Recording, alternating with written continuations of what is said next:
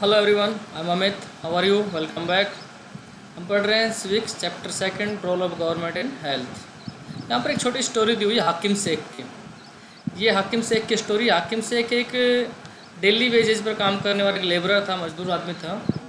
और वो एक वेस्ट बंगाल में, पश्चिम बंगाल में, वहाँ पर एक उनका ऑर्गेनाइजेशन था, ग्रुप था, उसका मेंबर था, जिसका नेम था द पश्चिम बंग खेत मजदूर समिति, PBKMS। 1 मार्क्स हो सकता है, कई बार पूछ सकते हैं फुल फॉर्म ऑफ PBKMS। ये क्या हुआ कि ये 1992 में ट्रेन से जा रहा था और इवनिंग में ट्रेन से गिर गया, जिसकी वजह से एक्सीडेंट हो गया और ये इंजरीज, काफ़ी सारी इंजरी हुई। इसके जो फ्रेंड्स थे या जो भी इसके रिलेटिव थे, जो भी थे, वो इसको हॉस्पिटल लेकर गए और 14 आवर्स में अलग अलग 8 हॉस्पिटल में गए। वो मतलब 14 घंटे में अलग अलग 8 हॉस्पिटल में गए, जिनमें गवर्नमेंट हॉस्पिटल थे, प्राइवेट हॉस्पिटल थे। गवर्नमेंट हॉस्पिटल ने ये बोल के मना कर दिया कि भाई हमारे यहाँ पर स्पेस नहीं है, जगह नहीं है, बेड खाली नहीं है, तो उसको एडमिट नहीं किया। प्राइवेट हॉस्पिटलों ने भी उसको एडमिट नहीं किया। आफ्टर 14 आवर्स किसी एक प्राइवेट हॉस्पिटल ने उसको एडमिट किया, उसका ट्रीटमेंट हुआ, जिसमें बहुत सारा खर्चा आ गया। वो कैपेबल नहीं था उसका पूरा का पूरा जो ये कॉस्ट था ये पे करने में। तो उसकी जो ये कमेटी थी, इसका जो ग्रुप था PBKMS, ये लोग कोर्ट चले गए और फिर कोर्ट से एक बहुत ही अच्छा वर्डिक्ट आया, बहुत अच्छा डिसीजन आया कि ये गवर्नमेंट की ड्यूटी है, ये पब्लिक का राइट्स है कि उनको जो हेल्थ फैसिलिटीज़ हैं वो या तो बहुत ही कम कॉस्ट पर या फ्री गवर्नमेंट को प्रोवाइड कराई जानी चाहिए। इवन इमरजेंसी में तो सबका राइट है कि उनको जो हेल्थ फैसिलिटीज़ वो प्रोवाइड कराई जाए। और अभी फंडामेंटल राइट बन चुका है हमारा, जो 6 फंडामेंटल राइट उनमें से ये फंडामेंटल राइट नंबर 2 में है। नेक्स्ट इसमें एक छोटी सी स्टोरी सी दी हुई है। 2 फ्रेंड हैं, दोनों एक ही स्कूल में पढ़ते हैं, सेम क्लास में पढ़ते हैं। एक का नाम अमन है, एक का नाम रंजन है। अमन की फैमिली पुअर फैमिली है, रंजन की फैमिली रिच फैमिली है। दोनों बीमार होते, दोनों के वायरल फीवर होता है, नॉर्मल फीवर होता है, जो एक्चुअली जो इसके वेदर के चेंज होने पर होता है ना, मौसम के चेंज होने पर दोनों को वायरल हुआ। अमन जो कि पुअर फैमिली से बिलोंग करता था, रंजन जो कि रिच फैमिली से बिलोंग करता, दोनों हॉस्पिटल गए।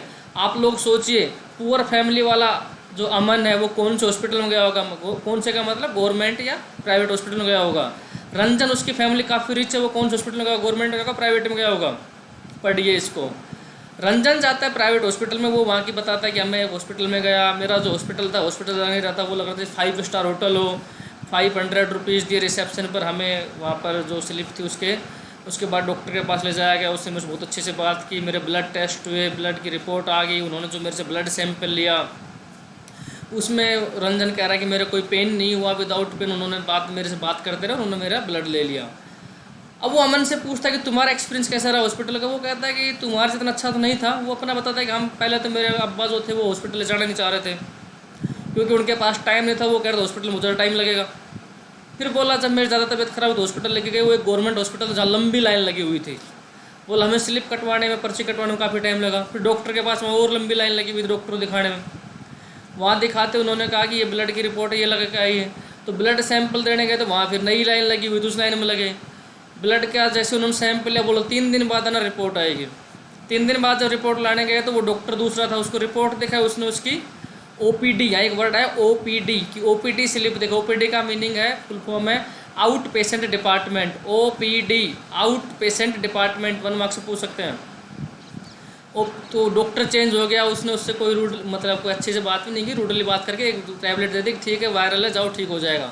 जबकि जो रंजन था, रंजन को बहुत सारी टैबलेट्स थी, उसको बहुत सारी जो पीने वाले दवाई वो भी दी, उसको अच्छे से बात किया। तो दोनों का आप भी अपना खुद का भी आइडिया जज कर सकते हो कि गवर्नमेंट हॉस्पिटल की सिचुएशन कैसी होंगी, प्राइवेट कैसे होंगे। आप जिस हॉस्पिटल में गए हो वो गवर्नमेंट था या प्राइवेट था, उसके बारे में लिखिए।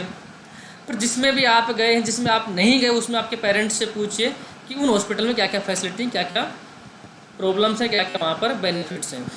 ये दोनों की स्टोरी दी हुई, आप पढ़ना इसको, इंटरेस्टिंग, अच्छा लगेगा आपको, आप इससे अपने आप को कनेक्ट कर पाओगे। नेक्स्ट आता जो हमारा टॉपिक है वो दोनों हॉस्पिटल के बारे में, पब्लिक हेल्थ केयर फैसिलिटीज़ और private health care facilities. Public health care facilities का मतलब है गवर्नमेंट के हॉस्पिटल, और प्राइवेट हेल्थ केयर फैसिलिटीज़ का मीनिंग है कि प्राइवेट हॉस्पिटल्स जो हैं उनके बारे में। अब इसमें कोई आपको रटने की ज़रूरत नहीं है, दोनों को यहाँ इस चैप्टर का सबसे बेसिक क्वेश्चन है, बड़ा क्वेश्चन है, एक ही क्वेश्चन बनता है, वो बनता है difference between public health service and private health service. मतलब पब्लिक हॉस्पिटल, गवर्नमेंट हॉस्पिटल और प्राइवेट हॉस्पिटल में आपको डिफरेंस लिखना है। सबसे बेसिक क्वेश्चन इस चैप्टर का ये है जो मोस्ट प्रोबेबिलिटी पूछा जाता है। और आई थिंक इसमें कोई रटने की जरूरत नहीं कि गवर्नमेंट हॉस्पिटल के फीचर्स आप बता सकते हो। गवर्नमेंट हॉस्पिटल में क्या है कि क्राउड मतलब पब्लिक बहुत ज़्यादा होती है, फैसिलिटी दे रही है गवर्नमेंट, डॉक्टर्स नो डाउट काफ़ी टैलेंटेड हैं, काफ़ी नॉलेजफुल हैं। हमारे यहाँ पर नए नए वो लोग रिसर्च भी कर रहे हैं, इनोवेशन भी कर रहे हैं, इनोवेटिव भी हैं। बट पब्लिक इतनी ज़्यादा होने की वजह से वहाँ पर फैसिलिटीज सही से एंजॉय नहीं कर पाते हैं। इसके साथ ही मैक्सिमम लोग वहाँ पर पुअर लोग जाते हैं, बहुत से लोग अनएजुकेटेड जाते हैं, तो डॉक्टर्स की जो लैंग्वेज है, डॉक्टर्स के जो प्रिस्क्रिप्शन हैं जो वो बताते हैं वो समझ नहीं पाते हैं। इन सब के साथ ही मैक्सिमम जो बड़े गवर्नमेंट हॉस्पिटल हैं वहीं पर फैसिलिटी, गाँवों में जो छोटे हॉस्पिटल्स हैं जिनको PHC बोलते हैं, PHC यहाँ लिखा हुआ है, प्राइमरी हेल्थ सेंटर, 1 मार्क से हो सकता है कब फुल फॉर्म में। PHC प्राइमरी हेल्थ सेंटर, ये हर गांव में होता है, छोटा सा एक क्लिनिक सा होता है, एक डॉक्टर बैठता है, एक दो या कोई कंपाउंडर नर्स वगैरह से बैठते हैं। तो उस सिटी का जो बड़ा हॉस्पिटल होता है वहीं एक हॉस्पिटल में ज़्यादा फैसिलिटी होती है, सब लोग वहीं पर जाते हैं। और गवर्नमेंट हॉस्पिटल चेन होती है कि छोटा हॉस्पिटल फिर उससे बड़ा हॉस्पिटल फिर उससे बड़ा हॉस्पिटल, ऐसे करके। अगर नॉर्मल आपको कोई डिजीज़ है तो आप पड़ोस के PHC में चले जाइए, उसके बाद आपके ब्लॉक में चले जाइए, फिर आप डिस्ट्रिक्ट के हॉस्पिटल में चले जाइए, उसके बाद आपके जो नियर बाय जो स्टेट कैपिटल है या किसी कोई बड़ा हॉस्पिटल वहाँ पर जा सकते हैं। प्राइवेट हॉस्पिटल में क्या प्रॉब्लम है कि वो कई बार क्या होता है कि जिन चीज़ों की ज़रूरत नहीं होती वो टैबलेट देंगे, बहुत सारी दवाइयाँ दे देंगे, बहुत सारे हमें डायग्नोस्टिक देंगे कि भाई ये जांच करवा लो, वो जांच, मतलब पैसा बहुत ज़्यादा लग जाएगा। ज़रूरत नहीं होगी तो भी वो अपने बेनिफिट कमाने के लिए ये सब कर देते हैं जिसकी ज़रूरत भी नहीं होती है। तो ये सारा ख़त्म होना चाहिए। दूसरा क्वेश्चन यहाँ ये आता है कि गवर्नमेंट हमें ये जो पब्लिक फैसिलिटीज है, गवर्नमेंट हॉस्पिटल जो है यहाँ से फैसिलिटी, यहाँ हमें फैसिलिटी फ्री में या बहुत कम प्राइस पर कैसे दे रही है। जो हमने स्टोरी पढ़ी थी अमन और रंजन की, अमन जो गवर्नमेंट हॉस्पिटल में गया उसका पैसा खर्च हुआ ओनली 150 रुपी। कितना? 150 रुपी। जबकि रंजन का जो कॉस्ट था, जो पैसा खर्च हुआ,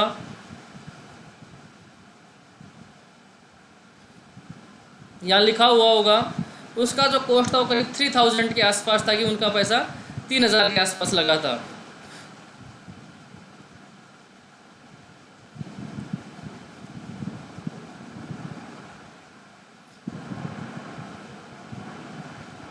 भाई गवर्नमेंट हॉस्पिटल पैसा कम लगा, प्राइवेट हॉस्पिटल पैसा ज़्यादा लगा।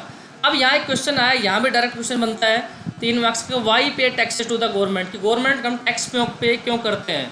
आपने 6th में पढ़ा था ना, टैक्स जो भी फैसिलिटीज़ मिलती है, जैसे रोड कंस्ट्रक्शन हुआ, कोई हॉस्पिटल बना, गवर्नमेंट स्कूल्स बने, पार्क बने, ये सब कहाँ से देती है गवर्नमेंट ये फैसिलिटी? ये हमसे टैक्स लेती है। जो भी हमने कुछ परचेज़ किया है या जो लोग अर्निंग करते हैं, जॉब कर रहे हैं, उनको जो सैलरी मिलती है उन सब पर टैक्स कटता है।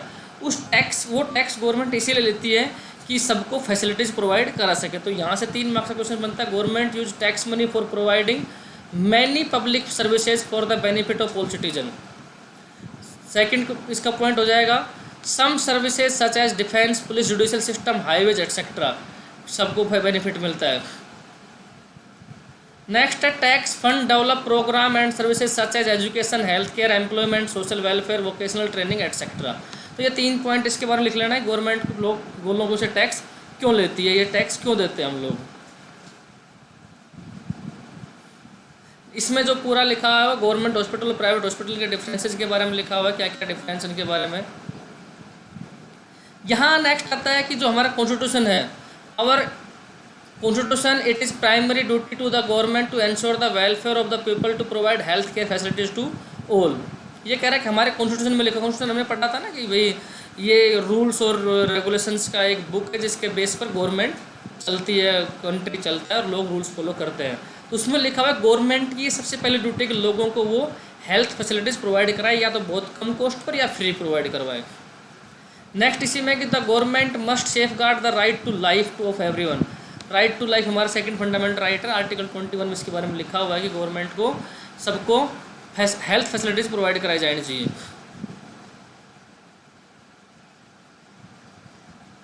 नेक्स्ट है, कोर्ट ने जो हाकिम शेख के केस में कहा था गवर्नमेंट को प्रोटेक्शन देना चाहिए, गवर्नमेंट को हेल्थ फैसिलिटी प्रोवाइड। इसके साथ साथ कोर्ट ने कहा, the court also said that it is the duty of the government to provide the necessary health services including treatment in emergency situations. Hospitals and medical staff must fulfill their duty of providing the necessary treatment ठीक है। हाकिम शेख के case में क्या हुआ था कि उसको हेल्थ फैसिलिटी प्रोवाइड नहीं कराई थी, उसके बाद कोर्ट ने डिसीजन दिया, और कोर्ट के जो डिसीजन होते हैं गवर्नमेंट को मानने ही पड़ते हैं। इसमें सारा प्राइवेट हेल्थ फैसिलिटीज़ के बारे में लिखा है, प्राइवेट हॉस्पिटल कैसे काम करते हैं। यहाँ एक वर्ड है RMP, कई बार देखा जैसे हॉस्पिटल नहीं होता, लोग ऐसे क्लिनिक खोल के बैठे होते हैं, उनको बोलते हैं RMP, रजिस्टर्ड मेडिकल प्रैक्टिशनर। ये डॉक्टर नहीं होते, इनके पास कोई डिप्लोमा टाइप का कोर्स होता है, छोटा कोर्स होता है। डॉक्टर की MBBS डिग्री होती है, बड़ी डिग्री होती है, 4-5 साल में कंप्लीट होती है। ये RMP होता है, रजिस्टर्ड मेडिकल प्रैक्टिशनर, ये डिप्लोमा होता है। ये करके लोग रूरल एरियाज में अपने क्लिनिक खोल लेते हैं, छोटे छोटे हॉस्पिटल दुकान टाइप के।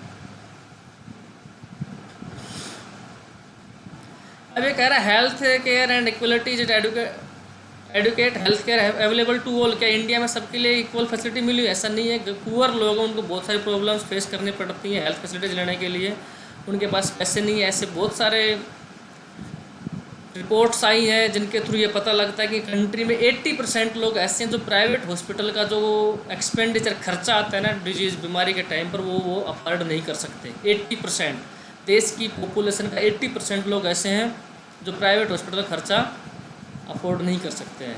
इसके साथ ऐसा भी एक बहुत सारी रिपोर्ट आई कि देश में 40% लोग ऐसे हैं जो अगर प्राइवेट हॉस्पिटल में एडमिट हुए हैं तो उनको लोन डेब्ट कर्ज लेकर इलाज कराया जाना पड़ा है, और उन्होंने अपनी प्रॉपर्टी बेचकर, चाहे वो ज़मीन हो, चाहे वो मकान हो, चाहे वो कोई व्हीकल हो, प्रॉपर्टी बेचकर उन्होंने वो कर्ज पे, वो लोन पे किया है, रीपे किया, वापस दिया किसी को जिसको उन्होंने हॉस्पिटल में एडमिट होने के बाद लिया था किसी से।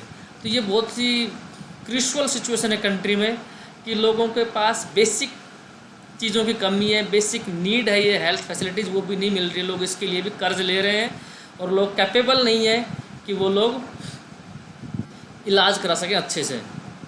इसीलिए गवर्नमेंट के बहुत सारी फैसिलिटी लेकर आ रही है। राजस्थान गवर्नमेंट ने पहले दवाइयाँ फ्री की थी कि सबके लिए मुख्यमंत्री जन औषधि करके कि फ्री दवाइयाँ मिलेंगी गवर्नमेंट हॉस्पिटल में जाओगे तो। लेकिन वहाँ प्रॉब्लम क्या है कि आपको 10 दवाएँ लिख देंगे, जो सस्ती वाली दवाएँ तो दे देंगे डॉक्टर, पर डॉक्टर क्या करेंगे, जो महंगी दवाएँ होंगी मैक्सिमम, सब नहीं, मैक्सिमम डॉक्टर क्या करेंगे, महंगी दवाएँ कर देंगे आप बाहर मेडिकल से ले आओ। शॉर्टेज होती है कि रेगुलर सप्लाई नहीं हो पाती है, या बहुत सारी उनकी डिमांड ज़्यादा है हॉस्पिटलों में, गवर्नमेंट हॉस्पिटल सप्लाई कम हो, जिसकी वजह से बहुत सारी जो दवाइयाँ हमें अभी भी बाहर से खरीदनी पड़ रही हैं। अभी गवर्नमेंट, बहुत सारी गवर्नमेंट ऐसा भी कर रही है कि गवर्नमेंट हॉस्पिटल में जाँच जो डायग्नोस होंगे वो भी फ्री होंगे, बट वहाँ पर इतनी लंबी भीड़ लगी होती है कि लोग जब तक डायग्नोस करेंगे तब तक या तो वो बीमारी से मर जाएंगे या वो ठीक हो जाएंगे। जैसे हमने पढ़ा था ना कि अमन की रिपोर्ट 3 दिन बाद आनी, तो 3 दिन में तो आदमी पेट दर्द होगा, वैसे घर पर परेशान हो जाएगा। तो ये सारी दिक्कत है। ये दिया हुआ है कि देखो ये प्रेग्नेंट लेडी है, इसका हस्बैंड उसको साइकिल पर लेकर जा रहा है। तो ये इंडिया की गाँवों में ऐसी सिचुएशन है कि एम्बुलेंस वगैरह जा नहीं पा रही हैं, सही से उनको फैसिलिटी नहीं मिल पा रही हैं। व्हाट कैन बी डन, कि क्या किया जाना चाहिए? तो गवर्नमेंट को ऐसी फैसिलिटी प्रोवाइड की जानी चाहिए, एम्बुलेंस का नेटवर्क बड़ा हो, जो गांव में छोटे हॉस्पिटल उनमें फैसिलिटीज़ हों, हर जगह छोटी छोटी मशीनें हैं, एक्सरे सिटी स्कैन की मशीनें, जो छोटी छोटी मशीनें, सस्ती मशीनें, वो प्रोवाइड कराई जानी चाहिए।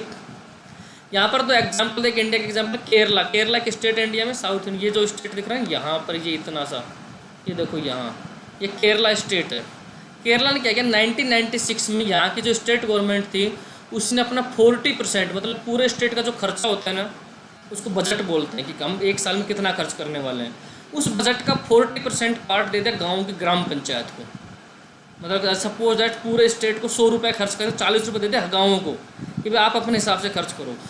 गाँव ने क्या किया, ये जो पैसा था डायरेक्ट मिला, तो इसमें जो करप्शन होना था वो करप्शन नहीं हुआ, और लोगों ने एजुकेशन में, हेल्थ में, बेसिक फैसिलिटीज़ को डेवलप करने में उन्होंने ये पैसा खर्च किया। आज केरला में हेल्थ फैसिलिटी इतनी स्ट्रॉन्ग है कि इंडिया में सबसे ज़्यादा जो नर्स है वो है केरला में है, और हेल्थ में जो हॉस्पिटल्स है सबसे ज़्यादा केरला में।